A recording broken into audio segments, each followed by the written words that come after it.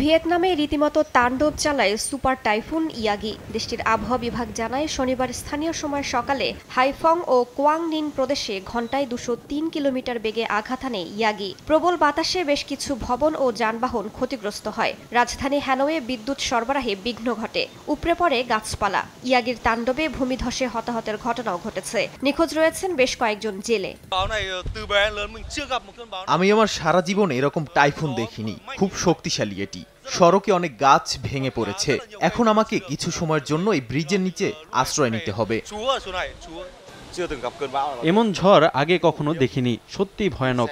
প্রবল বাতাসে গাড়ি চালানো সম্ভব হচ্ছে না। হাইফংয়ে 20 লাখের মতো মানুষের বাস।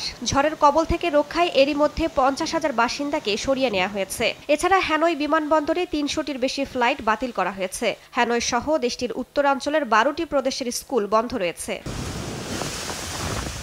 এদিকে ভিয়েতনামে আঘাত হানার আগে চীনের হাইনান প্রদেশে ব্যাপক ধ্বংসযজ্ঞ চালায় টাইফুন ইয়াগি। টাইফুনের তাণ্ডবের পর স্পষ্ট হয়ে উঠেছে ক্ষয়ক্ষতির চিহ্ন।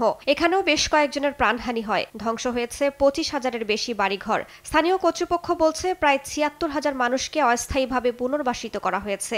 এখনও 8 লাখের মতো মানুষ বিদ্যুৎ বিচ্ছিন্ন। দেখা দিয়েছে খাবার পানির সংকটও। ইয়াগিকে এশিয়ায় চলতি বছরের সবচেয়ে শক্তিশালী সুপার টাইফুন হিসেবে দেখা হচ্ছে। গেল শুক্রবার ঘণ্টায় 234 কিলোমিটার বেগে চীনের হাইনান প্রদেশে আঘাত হানে ইয়াগি। এরপর ফিলিপিন্সে আঘাত হানে সুপার টাইফুনটি। রাইসা জান্নাত, সময় সংবাদ।